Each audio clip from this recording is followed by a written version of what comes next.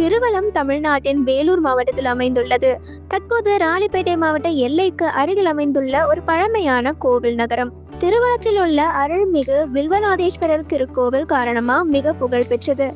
இந்த கோவில் சைவ சமயத்தின் முக்கிய முக்தி ஸ்தலமா கருதப்படுது.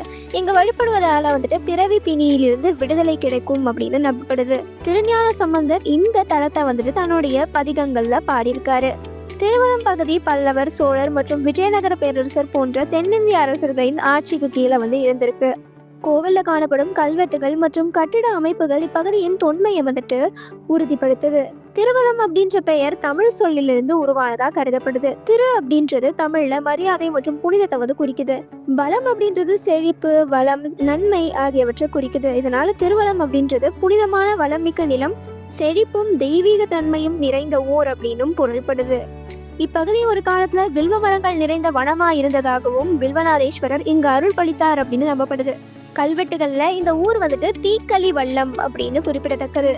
தேவார பாடல்கள்ல திருஞான சம்பந்தர் இதை திருவல்லம் அப்படின்னு அழைச்சிருக்காருன்னு சொல்லப்படுது.